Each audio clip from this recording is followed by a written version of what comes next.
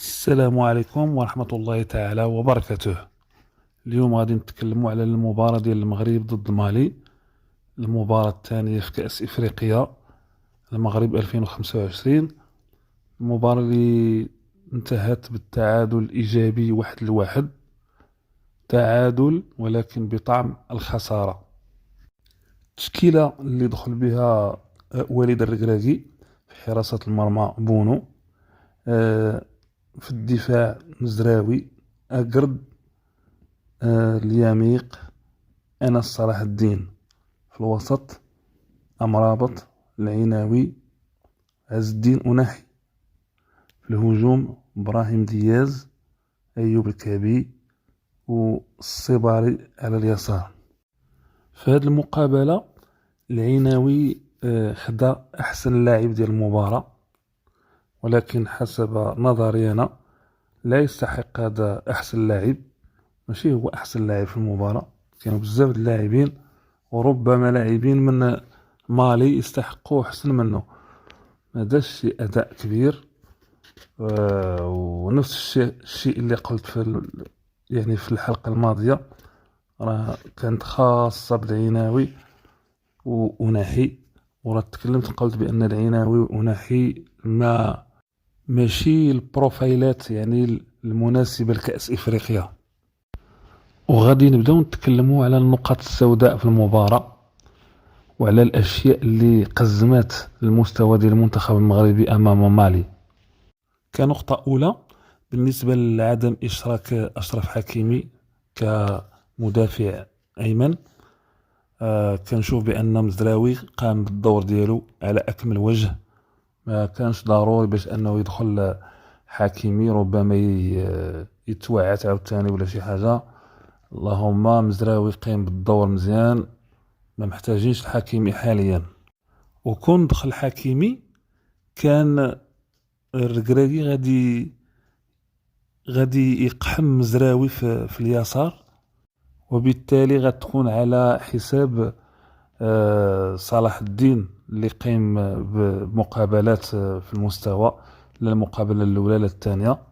يعني الأداء ديالو تيشفع عليه باش يكون رسمي دائما في اليسار. وحتى نكونوا منصفين مع روسنا ونعطيو وما نكونوش قاسيين بزاف على اللاعبين. اللي نقدروا نقولوا هو ان التشكيله باكملها، تشكيله لا اللي دخلوا لا اللي كانوا في الاحتياط، شي لاعبين يعني عندهم شي خبره كبيره ولا شي مهاره كبيره ولا شي جاهزيه كبيره، واللاعبين ماشي ما عندناش لاعبين بزاف اللي يقدروا يلعبوا في بزاف ديال المراكز، يكونوا بوليفالون.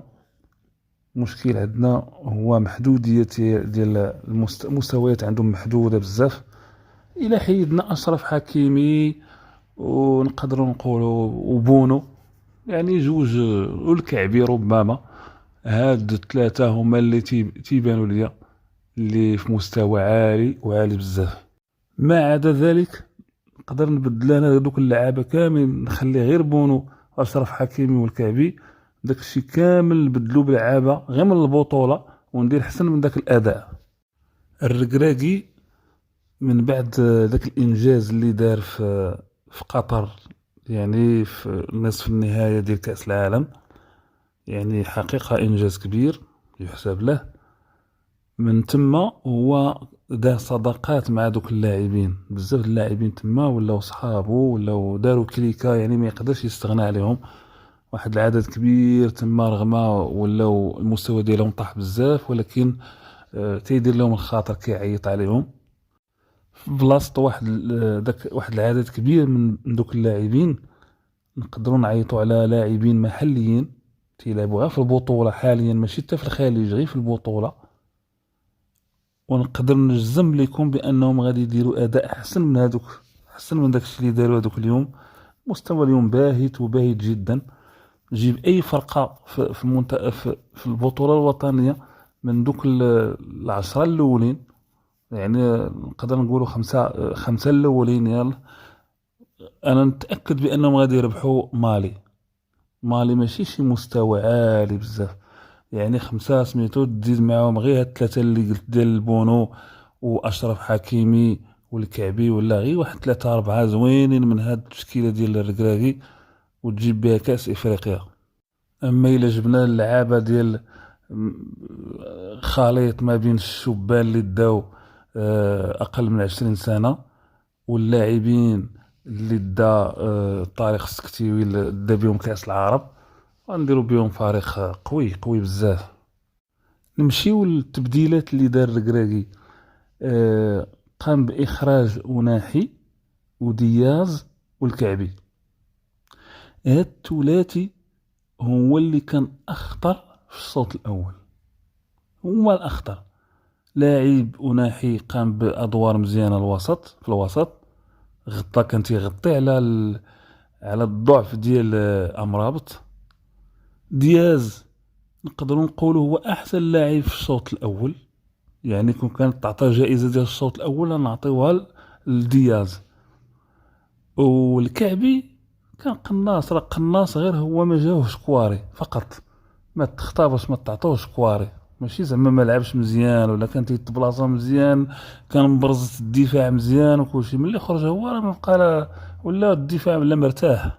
وفي المقابل خلى امرابط والصباري، وهاد الجوج هما كانوا ضعاف، يعني كانوا يخرجوا ملي سال الشوط الاول كان يعوضهم، ملي تماركا الهدف ديال التعادل كان يعوض الصباري بالزلزولي وامرابط بالخنوس مثلا.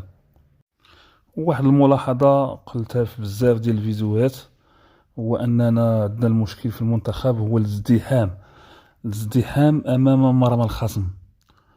واحد الازدحام تنكريو تما بزاف ديال اللعابه، كلشي بغى يماركي، واحد العشوائيه، كلشي بغى يكون هو الهداف، فهمتي؟ يعني كيكونوا بزاف ديال ما تيكونش مفاهمين بيناتهم مزيان، واحد تيشرق واحد كيغرب، واللاعبين ما كيلقاوش المساحات ديالهم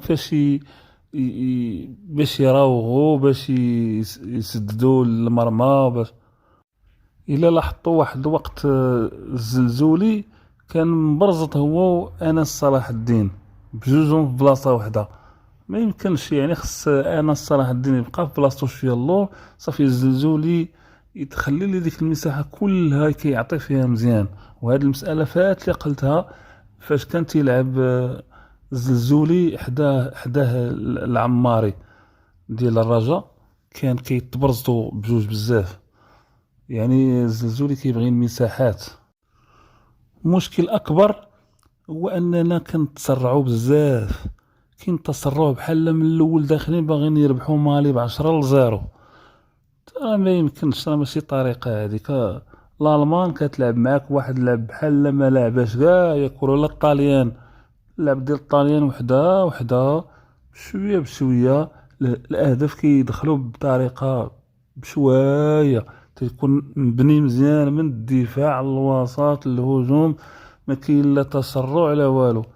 الا استطعتي تربح غير ب1-0 راه مزيان.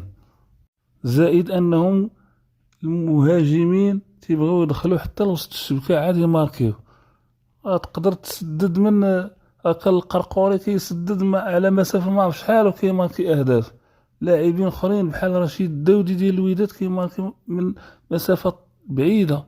لاعبين بزاف في البطوله وفي المنتخب كانوا كيقذفوا مزيان من البعد. القذف من البعيد ما عندناش في المنتخب الوطني، نقدروا نسجلوا اهداف كثيره وكثيره ونصيدوا بيلانتيات وكل شيء غير بالقذف من بعيد. ومساله اخرى هو ان ماشي غير المهاجمين هما اللي كيماركيو، ما نتسناوش غير الكعبي ولا غير النصيري ولا غير هما اللي غادي يماركيو، راه كلشي كيماركي. الا لاحظتي مثلا في ريال مدريد ما تلقاوش غير مبابي كيماركي، راه يماركي بيلينغهام، يماركي فينيسيوس، يماركي اللي جاي ماركي. كما هو الشأن بالنسبة مثلا المان سيتي مانشستر سيتي، راه ماشي هالاند هو اللي كيماركي بوحدو، هالاند تيديرونجي المدافعين، تيديرونجيهم، وكيجيو لاعبين اخرين هما كيماركيو.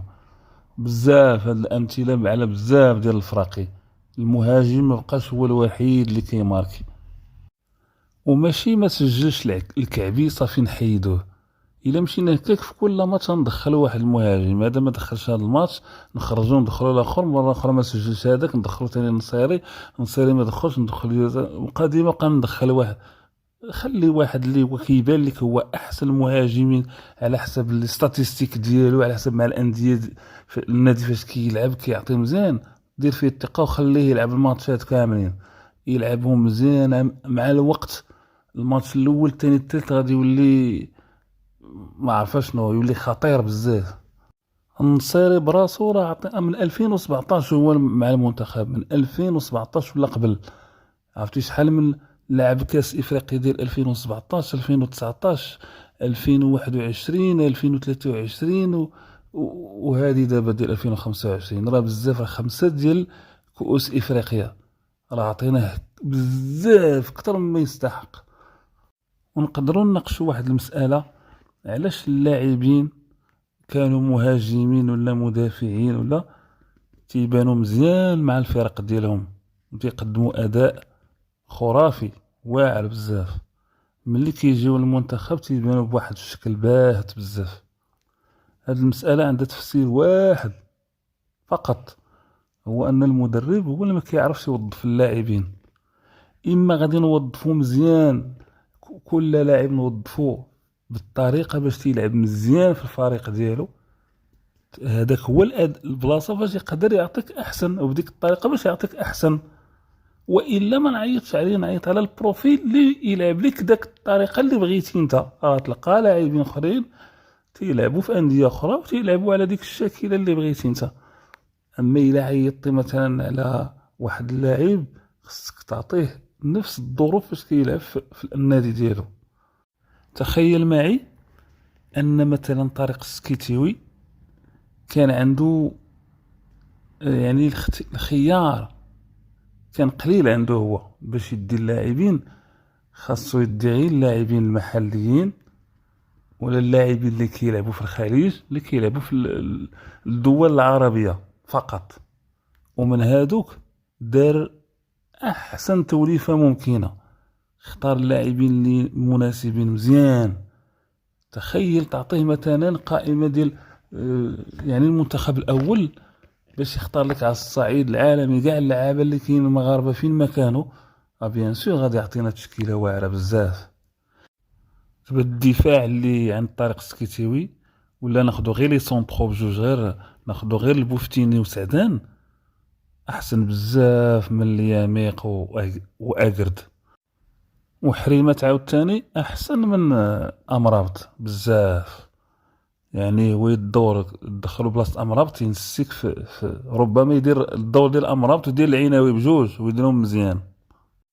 المهم باش نلخصوا المساله، هو ان العطب بدا من لا سيليكسيون، شتي من اللائحه اللي اختار وليد الركراكي.